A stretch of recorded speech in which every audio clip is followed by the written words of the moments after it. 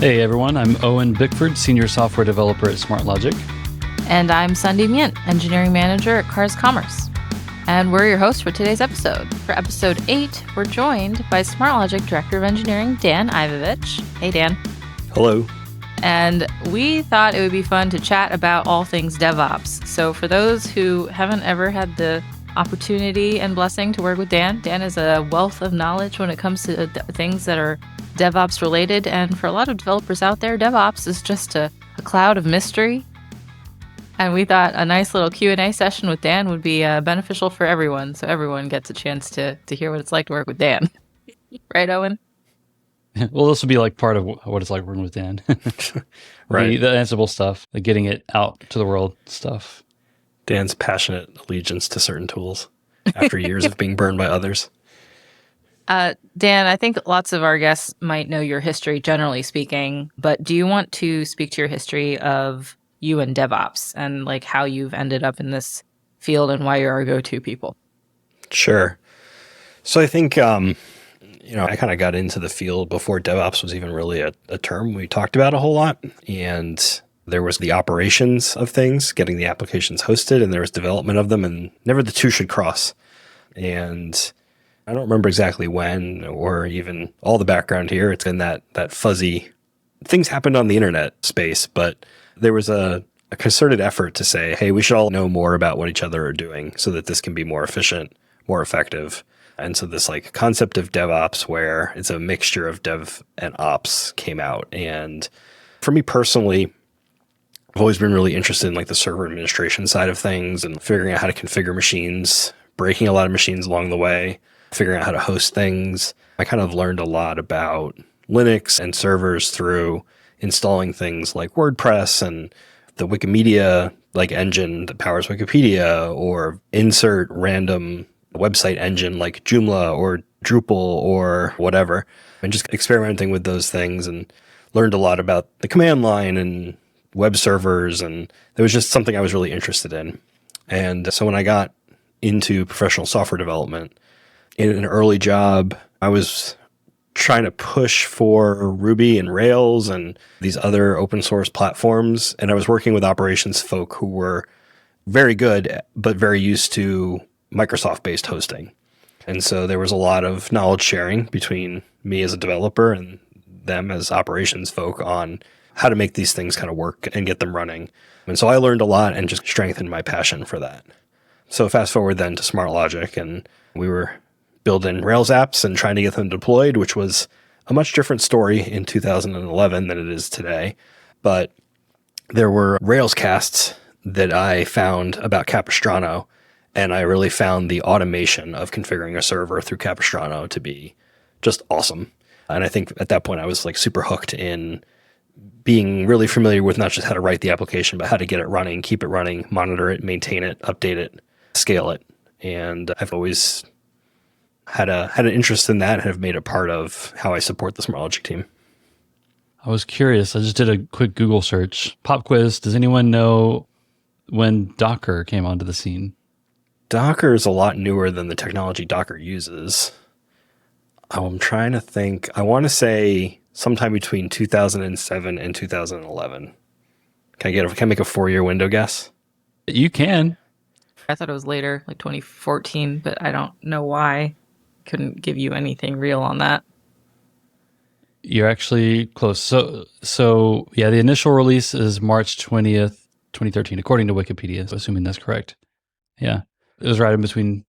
Whenever I think of DevOps now, we're deploying to the cloud in most applications. I can think of a couple exceptions where we're going to just a bare metal machine for client applications. But we're mostly in a Dockerized world, whether you're using Docker, capital D, or some Firecracker VM or whatever else tooling that's built maybe atop of Docker. How does that factor in? How does the Docker evolution compare to what you were doing previously? Sure. So I think Docker, from my standpoint, it changed the game in the sense of it got you so much closer to shipping a binary. And people who are used to Java-based, where we're sending jar files and various archives, war files, all these things. They were like, oh yeah, you send a file to the web server and it just does it. But for Rails applications, like so much of what Capistrano was doing is extract the code from GitHub, pull down an archive, put everything in the right place, symlink it in, install all the dependencies, all of these things to get the server ready to just run Rails S, or hopefully something a little bit more than that. And so Docker would give you an opportunity to say, you know what, just let me create a file system that is exactly what I need it to be so that I can run this one process that I care about. And that was like really cool. We've done some hosting that way.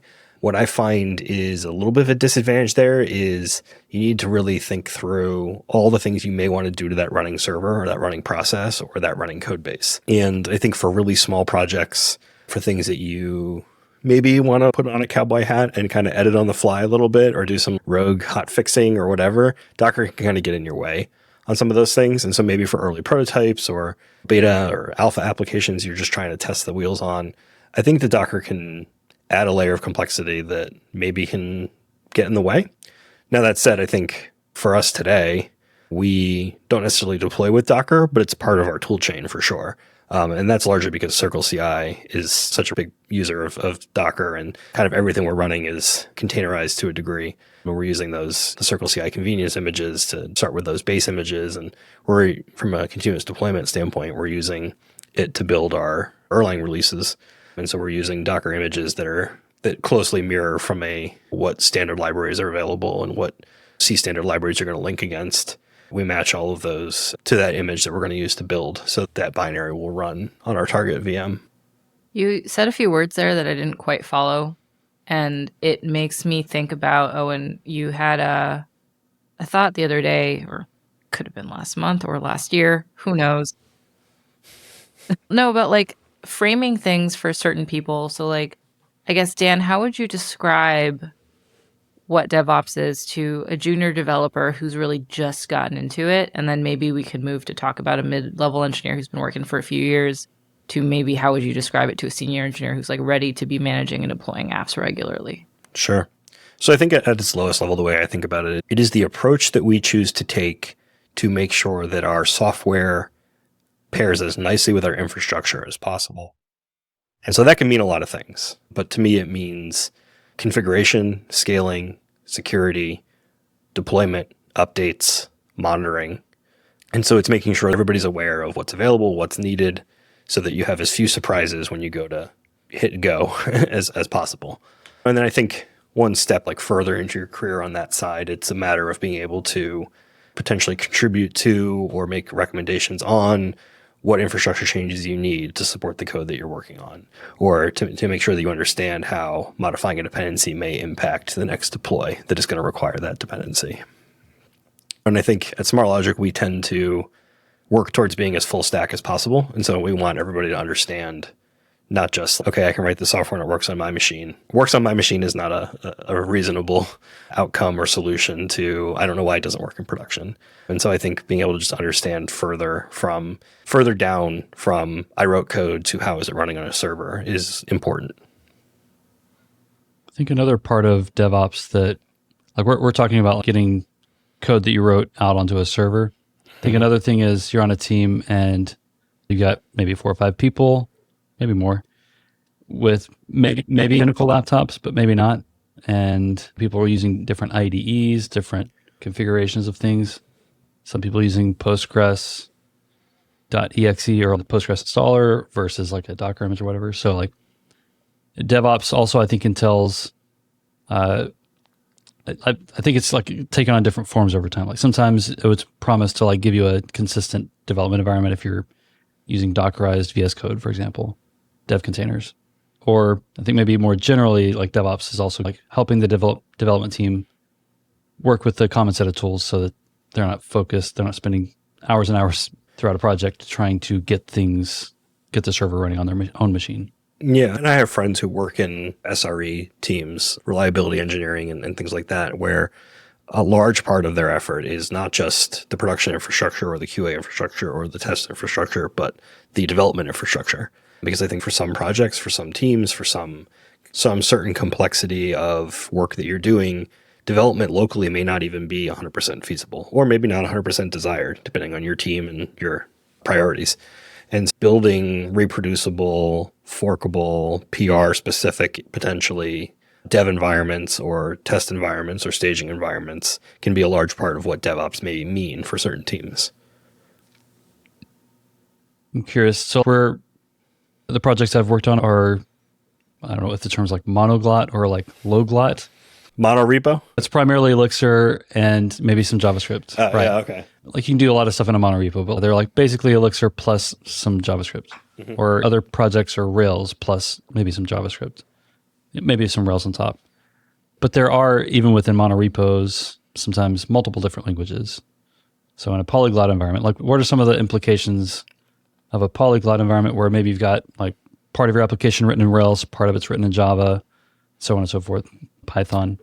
Yeah, I think that'll have big impacts on what your build and tool chain maybe looks like.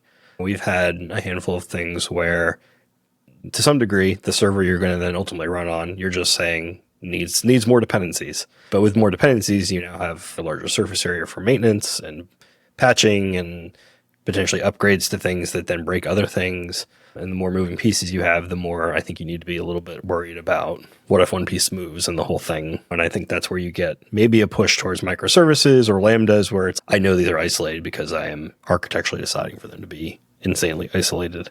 Our work tends to be a language and a framework like Ruby and Rails or Phoenix and Elixir, and then some JavaScript, which we are quickly moving everything to be ES Build and Dart SAS potentially, if not Tailwind. And so that's giving us a pretty reliable tool chain. I think the other aspect, especially when it comes to Elixir apps, the way we deploy them with Erlang releases is if the operating system you were going to boot it on matches enough where you built it in terms of like libraries you're linked against, everything's there. It's all done, right? Like it's all compiled and ready and your assets are in the static folder where they're supposed to be and everything's configured, ready to go. And it's really just a matter of untar and run, which awesome. That sounds good to me. There's one question that I've always had in the back of my head that I started thinking about when Fly.io was first on the scene. I think one of the taglines was deploy your applications where your users are. Mm-hmm. And when I saw that, I remembered thinking naively, because I'm very unfamiliar with DevOps, oh, isn't the internet everywhere? Why does it matter where your users are? So could you speak to some of the localization considerations that people have to have when deploying applications like locale and things like that? Yeah, when you think about geography, I think you can think about a few things. And you think about where your users are and their geography, that can have a lot of different impacts. Maybe at its most basic level, it's just straight up latency, right? How long is it going to take for a packet to get, even if it's going as fast as possible, right? Or is experiencing no congestion on the network, right? And like it will just take time to move through the network from your server to your user and then back again. And so there's that aspect of just like geographic proximity. The other part of geography is obviously what's the quality of the internet? What's the quality of my connection? Is it wired? Is it wireless? Is it LTE? Is it 5G? And then what's my computing power is always a big consideration when you think about the geography of your users and what their typical device may or may not be like. And so there's, depending on your application and your latency needs, there may be real benefit to running your application in a way that it is physically as close to the user as possible. But multi-data center load balancing and multi-tenancy across data centers, while from a relatively stateless application, although more stateless now with LiveView, maybe that's fine, but then you still have your database and there's a lot of complexity there. And that's where systems like Fly and other things in that vein are providing a real service because they can make that not a whole lot of like things you have to worry about. If you're going to try to build that yourself with multiple regions in AWS, like that's a lot of work. But also the question is, do you need it? Yeah, I think one of the things that I remember a lot from my early career was on the rare days, what is it, US East 1 or whatever, like that region would go out on those rare occasions. And just like everyone and all of my friends, because I only am friends with people in tech, I think, they would all be like, oh yeah, we're down, we're all down. And we were just like, okay, snow day. And it was like the same kind of cadence and occurrence level as a snow day in school. It's like, yeah, there's nothing we can do. And I remember thinking, why are we all on the same, I don't know what the right word is, cluster, maybe? pod? No, the pod's wrong. So the way Amazon does it is regions, which you can think of as like a data center, and then availability zones within that region. And so those are isolated from a connectivity, power, cooling standpoint, such that an outage of certain types should only bring down an availability zone and not other things in the same data center in a different availability zone. And so when you're looking for redundancy in AWS, you can think about it in terms of availability zone and then natural disaster, which would then maybe region. Yeah, that makes a lot more sense. Probably should have asked that before. Yeah, so it's important if you are choosing infrastructure in AWS to make sure that you're spreading across availability zones. And a lot of AWS will encourage you to do that in terms of your load balancers will say, hey, you're not load balancing across availability zones, which means if US East 1A goes down and all your servers are in US East 1A, then you're going to have a bad time. And so you want things spread out. And by default, multi-AZ RDS deployments for databases spread across availability zones so that you have that redundancy inherently in them. I think you triggered a little thought here. I think the last time I installed a new Phoenix project, and I don't know when this was added, but we've got DNS cluster as one of the default dependencies now. I think that's because if you're like everyone else, or like most everyone else, and deploying on Fly or AWS even, you're probably going to be connecting to other nodes, and DNS cluster is a way of just simplifying that. Yeah, I haven't looked a whole lot in DNS cluster. We use libcluster a lot. We can usually pretty reliably specify the other nodes we're trying to connect to and the way our things are deployed. Moving to a more dynamic list of peered nodes would be nice. And so that's something we should definitely look into. One of the takeaways I remember from this past ElixirConf, so 2023, was Chris McCord talking about how, yes, once you're in a multi-node network, you can go down the rabbit hole of Raft and Cap Theorem and all this other stuff. And those are tools that are available to you, but for most applications, what you really need is probably just PubSub.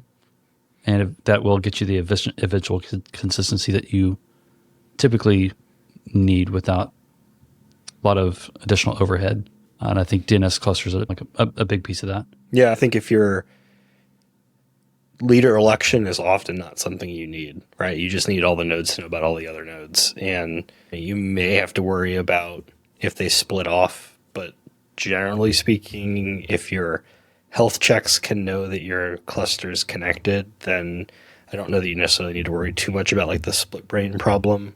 These are scales that are bigger than a lot of what we tend to have to work with day in, day out. So, there's always dragons there. Prepare accordingly.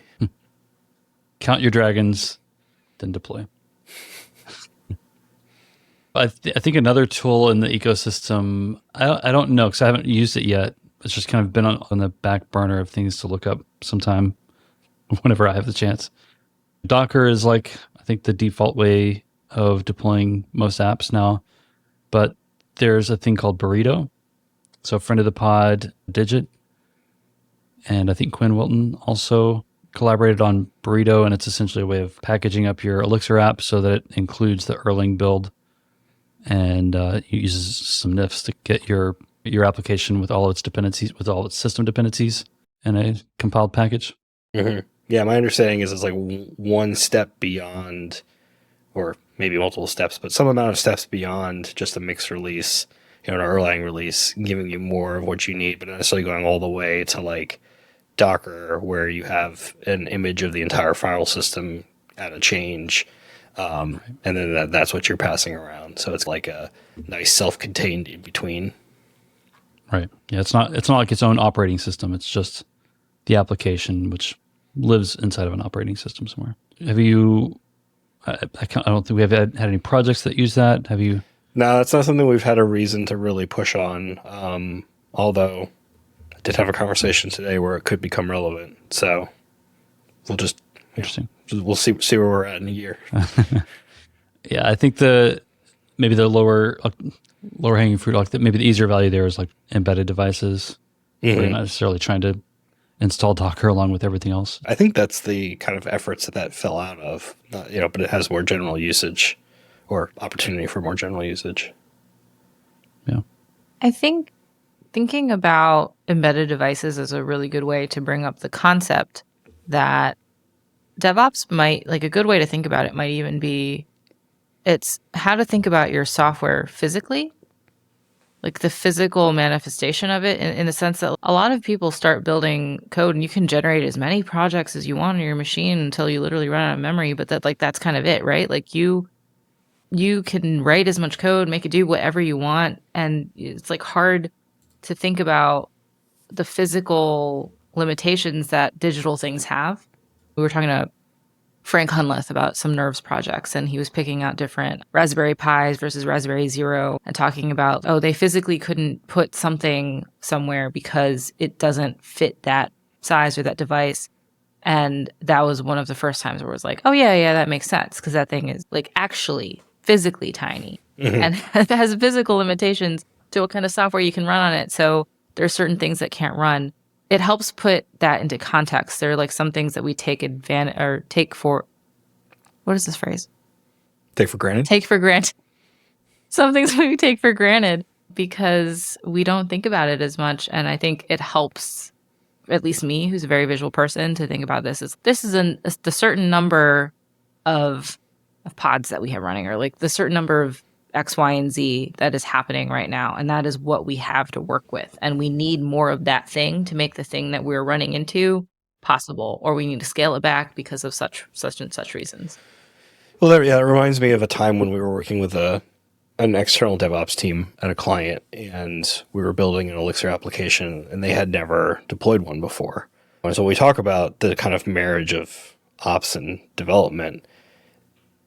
Part of the issue that we then had when we worked with them was that their normal monitoring thresholds for deciding they needed to scale were like very much based on CPU usage and then also memory. And we were using almost no memory, but every bit of CPU that we could, because of just like how multi-process Elixir is, or Erlang is. And so it was like, just because we're using every CPU cycle available doesn't necessarily mean we need to scale, because really it's if we're keeping up with the load, then there's no reason to add a whole nother node. And so it was just like getting those thresholds correctly, and maybe you would normally say 70% utilization for more than a minute or two means start spinning up more VMs. And maybe that's not the right metric, depending on what you're deploying. And so I think that's in that vein of it being a collaborative effort between the people who are controlling infrastructure and the people who are writing code for it. And then like understanding what those performance metrics are and how to determine based on the monitoring that it is time to scale up or down. Because Sundi, to your point, no matter how much virtualization you have, there's a physical limitation at some point. And the question is, when are you going to hit it? When is it? How many VMs on how many pods and how many Kubernetes nodes versus how many applications or whatever processes can you run on a simple EC2 instance? And like you will hit those boundaries at some point. The question is when and where. And why? Yeah. Yeah. So, and then right, is that malicious activity, or is it actual activity that you care about, or is it somebody left a while true in there that they shouldn't have? Just use all the CPUs. So that makes me think metrics are driving the scaling mechanisms. And there's a concept of load shedding, and we have queues all throughout the systems. Is it possible to factor in kind of application metrics? I mean, I'm sure it would be, right? So our standard monitoring approach is Prometheus, and with Elixir, and go back to some older episodes here, right? Like the open telemetry stuff, and just there's so much great effort that has been done recently around how to monitor applications. And so you can take a lot of internal metrics and expose them however you'd like, and then decide what to use there. But I think queuing back pressure, queuing size, queuing depth, queuing latency times, like those are certainly things to take into account, because you may hit those limits far before you hit some of your more traditional memory usage or things like that. Now, I think like in our experience, the first thing you're going to hit every single time is like your database isn't going to keep up. So expect to start there. Right. Yeah, I was thinking like you deploy more and more machines in your database. Like, wait, what? Like, I'm the problem, not your Elixir machines. Yeah, our experience has been that you can get such great multi-threaded performance on Erlang application that you don't even need that many nodes to start to overwhelm a database that doesn't have the right indexes or is not provisioned to the right capacity. to be able to handle the kind of concurrent connections and the request types that it's being asked to do. Full size 2, maybe. Yeah, I mean, your first bet there is almost always check your indexing, because you probably missed something or over-indexed something else. It depends on where you're hitting that performance bottleneck. Right. You started touching on this when you were talking about the external DevOps team never having deployed with an Elixir application before, but are there other particular differences about deploying an Elixir app versus other apps you've deployed in the past? With other languages, I mean. I think fundamentally, no.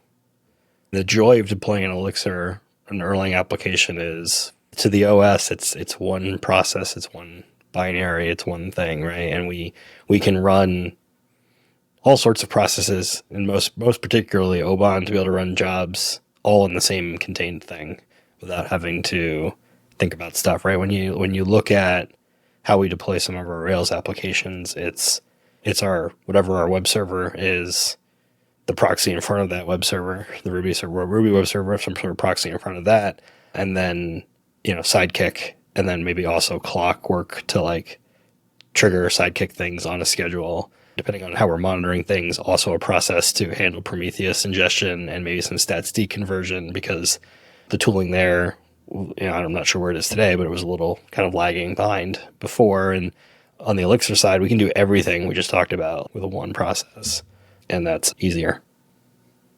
Cool. Right. I think observability. Okay, look, guys, I've coined a new term, observability. It's better than observability. Also, apparently easier to say. So, how does you already talked a little bit about PromX on the Elixir side? So, observability, for folks who haven't maybe been to one of those conversations before, is all about like being able to see the current state of an application, how it's performing, metrics, graphs, charts, that kind of thing, just to put it in layman's terms. So we have some tools for Elixir, we have some tools for Rails. Can you compare notes between those two? The persistent root process kind of aspect of Elixir and Erlang makes that really nice, because you can have this really well-shared environment of being able to just send messages around, so you can monitor really self-contained in that regard. On the Ruby side, the way we've done it in the past is either to like there's like bridges for statsd, which is very common to Prometheus. And so you can have your Ruby application send stuff into this like statsd aggregator and then export that into Prometheus. And there's a few other ways of doing it that are similar. You need a process that's going to sit there and gather everything for you when you're on the Ruby side, because you don't have the same kind of supervision structure that you get out of the Erlang side. But at the end of the day, you're talking about like named variables with a type and some attributes about them that Prometheus just needs to be able to read on whatever interval you're trying to read it on. And so, you're kind of heading in the same place, and you can implement your counters and timers and histograms and all of that in mostly the same way. The nice thing with Elixir and Erlang is that there's so much of it is just inherent to the system. And so just by like connecting a Prometheus OpenTelemetry tool, you get just a ton of information about the VM and everything else right out of the box that can be really helpful. We've talked about this also in the past, probably not on the podcast, but just generally speaking. It is very difficult for engineers who are interested in learning more about DevOps to just crack open a book and study it. You really have to do it. What would you recommend to someone it's part of their career path? They want to get better at DevOps and they need somewhere to start. Where should they start when it comes to learning the DevOps path? Yeah, so I think the way that I think about it for like the SmartLogic developer is I would like people to have an understanding of Linux and system administration at that level. And so there's an opportunity to just mess around with some VMs and cut your teeth on that as a learning exercise. A lot of this comes down to like, how do you best learn, right? And I tend to learn best by breaking something. Give me a VM to break and great. Okay. That's a place that I suggest. I think more generically useful for people would probably be look at how your applications are deployed by whomever's managing that and try to understand the steps. because I think that's the thing that's going to be the most able for you to break down into pieces that are actually useful. And then once you have those steps, then look at what is this doing? How is it doing it? And I think really importantly, why is it doing it? So for example, if you took one of our like Ansible driven Elixir deploy steps, you would look and you would say, okay, we are like we're going to download the tar file of the built thing to the server. We're going to extract it into a folder that's named for this release. And then we're going to symlink all these other folders that are dependent to it. And then you get to the point where it's like, okay, and then we're going to like restart processes. And so you can look at each of those building blocks and say, what is it doing? What's the actual underlying like command that's happening on the operating system that's being done? Why is this important? Why in this order? And I think that's a good way to just understand those. And then once you understand that, like that kind of journey, then you can go deeper on the tool in how those things are being accomplished. Because if you just look at like, I want to learn Ansible, that's just like a huge thing, right? Or if I just want to learn Terraform, it's like, well, okay, first of all, pick a provider. And then now you have, if it's AWS, just hundreds and probably thousands of modules. And you're like, there's no reason to learn all of that, but definitely there's a reason to learn the things that your team is using. My entry point, I think I started to understand DevOps a bit more as I was learning CI. So like, I think one of the first applications I worked with that was doing CI stuff was in Jenkins, which is a very different beast from the ones we use now. Yeah, we here use Circle CI primarily. I've also written, rewritten, refactored a bunch of GitHub Actions config, so a bunch of YAML. And I think you can, that may be like maybe an alternate entry point, because you can get through that without necessarily understanding the underlying Linux building blocks. Yeah, that's a good way to think about it. But it does break things down into like, here's the steps. If you're looking at the default Elixir YAML that you're suggested from probably GitHub or VS Code or whatever, there's a template from the community, and it shows you it's going to build the app, it's going to fetch the deps, then it's going to build the app, then it's going to run the test, and it's going to run Credo if you add, and like you can kind of like see how it works. And it's going to cache things in a way that it's not particularly helpful, but then once you see how it runs, you can like read the docs and go in and like refactor things a bit to improve caching or break things out into separate flows and that kind of thing. Yeah, I think that's a good point, right? And it's similar to what I was saying. At the end of the day, you want to look at a process and understand how are the steps represented, because then you can learn the steps, right? And you can follow them through kind of piece by piece. And so that can be the YAML steps inside a GitHub Action, the YAML steps inside Circle CI. We used to configure Jenkins through the GUI. So SmartLogic actually ran a Jenkins server for a while, and then we ran something called Drone for a while, and then decided let's just pay someone else for this and move to Circle. And yeah, Circle's configuration I actually find to be, for each individual job, pretty easy to follow because the run steps are pretty clear. To do some of the advanced caching can be a little complicated depending on your use case and how you're going to know to bust caches, because it's one of the hard problems in computer science, right? And then how to join all of those jobs together in a workflow with dependencies. That syntax is a little weird. And then if you're also then going to trigger builds, specifically binary output builds based on certain tags or branches or merges or things like that, then that configuration can also be a little weird. Right. And then GitHub Actions, I think, Owen, you probably have more GitHub Action knowledge than anyone else on the team. We use it a little bit for a few automations to serve some of the SmartLogic internal efforts, but nothing there that is nearly as full-featured as what we're doing in Circle. Yeah, it was not easy to learn. There were many hours of like, why doesn't it work? Well, my experience with GitHub Actions, too, is that there's a lot of third-party actions that you maybe or maybe don't need. And so to search the marketplace for things, it can be very overwhelming. And Circle's configuration, if you get into like orbs and everything else, can be equally opaque. But you can do a lot with the kind of out-of-the-box configuration. As someone who's not hands-on keyboard anymore coding, but has to still stay in touch with various things that are going on. So I'm not obviously deploying applications these days, but I still have to keep in touch with things. I have found that looking at the various monitors and things very helpful to understand and visualize what's going on. We use Datadog, and just being able to look at various charts and monitors and see where things are in the red or not in the red. They're green, they're yellow, they're like trailing up. Oh, there was a huge spike on this day. For what reason? For why? And then being able to trace things back. That really does help someone who's maybe not quite there yet with DevOps, but is just getting to understand what is going on with your system. If you are lucky enough to be in an environment that has all of that data at your fingertips and you can go in and check it, take a look at what's going on under the hood and sort of trace things back, it does help peel back certain layers to give you visualizations of what's happening in the system. I have found that very helpful. And I know that not everyone is deploying applications every day, like manually, which we've just said is a good way to learn. But this could be like a step in if you're in an environment like that. And I think when we talk about that bridge between the operations and developers, or in your case, engineering managers, it's that, okay, so we're capturing the metrics, but are they useful? Because if all you had is a pile of data, that doesn't really tell anybody anything. And you also can make charts that reflect whatever you'd like, be that useful or not. And so I think there is definitely an art, and it takes iteration, like with all things, to take stuff and distill it down to something that is useful, and making sure that you alert or make the bar turn red at the right points. And you probably won't know what those are when you first start. And so it really does need to be iterative.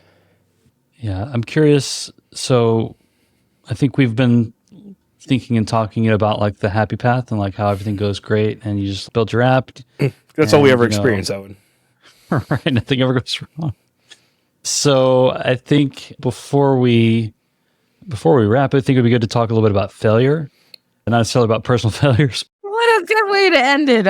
Yeah, nothing says the end of the day or end of the week. Let's lament on failure, guys. All right, it's Friday.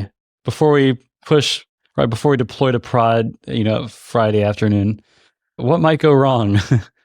There's security, there's like operations, there's like, logistics. So like, what are some failure cases that you have to consider when you're, building your DevOps pipeline? Well, I think let's assume that you don't have some like extremely robust multi-million-dollar invested in infrastructure and pipeline and everything, where in that environment, maybe I can get push whenever I want and not worry that anything's going to come down because everything is just like quadruple checked. If you're a little closer to the metal, let's say, when I think about what could go wrong on a deploy, I tend to look first at, almost always start with what's the diff, right? What version is running? What version are we going to put on next, and what changed? And a lot of our tooling, we have quick abilities to say, hey, open my browser with GitHub that is a compare between the SHA that's running on the server and the SHA that's on the head of main right now, and then give you like a quick way to look at that. And then the folder I always look at first is the database migration folder, and just say like, okay, multiple people worked on multiple PRs, making multiple changes to things. Is there a change here that like could not apply cleanly or would have a negative impact on what's running while this migration is applying? Because it takes a lot of discipline to do true zero downtime deploys when you're modifying the database out from underneath a system. And it is super possible, but it's also, unless you have that like really well ingrained across the board, it can be easy to miss that. And that's also just a big thing of like, how often are you deploying? If you're deploying often enough that you can make those incremental changes such that, okay, we're going to change something now that we will remove in 4 versions, but it's important that it deploys on Monday so that the deploy on Wednesday works or what have you. And so that just takes a lot of planning. So I look there, dependencies that changed. Did anything with the deployment scripts themselves change? Anything with the dependencies that this requires change? And these things may be less relevant depending on how you're deploying and also what your dev infrastructure looks like. And this is where maybe Docker can have some advantages, because if you're developing in Docker and your container definition is the same or has the same basis for what you do in dev versus on production, then are less likely to have left something out. So yeah, so there's that aspect of it. And then I think really it comes back to our conversation around monitoring and alerting. Are you going to know that it didn't go the way it was supposed to go? Are you going to know that that it didn't come back up the way it was supposed to? Does your tool chain allow you to keep deploying if something fails along the way? And then what kind of information you have about that failure? And so these are important parts of monitoring along the way. Cool. I feel like I have both learned a lot of things and also have discovered all the things that I don't know about my own systems that I would like to go off and learn. Yeah, you mentioned the word hot upgrades. We are Elixir Wizards. We've got to talk briefly about hot upgrades, right? We theoretically have the ability to just run Elixir on a machine and then keep it running while we put new code on the machine. Yes, that is technically possible. The Veeam can let you do that. Although I'm pretty sure if you Dockerize Right. it, you're really not going to do that. If Docker has eaten the world, then goodbye hot upgrades. Yeah. I think practically speaking, I think the hard part about hot upgrades is managing the state change. The more gen servers you're using, the harder that could be. That's also a factor you have to consider. The benefit there, which is hard to pull off potentially, is maybe your application's running, your people are connected to your live views if you're using live view, and you push an update and they never see that disconnected error that you see when you're waiting for the app to restart or reconnect. Mm-hmm. So that's something I think personally I'd like to experiment with and tackle sometime, but that's low on the list of experiments that I have either in progress or on the list already. But on that note, what makes upgrades hot? Speed? I don't know. They're the ones that work out. Oh. Yeah. Do you Okay. see me Oh, like man. shrinking in anticipation for this? When you saw me like going off screen, it's because I couldn't. I was like, oh, I've got one. Yeah. All right. So yeah. on that note, Yeah, that's a note. yeah, that's the last note for this episode. It's time to Friday afternoon deploy. So thank you, Dan, for joining us and sharing your thoughts and bringing all your experience from a couple decades of Trying to make stuff run? Yeah. yeah. And so we'll be back again next week with more Elixir Wizards. Awesome.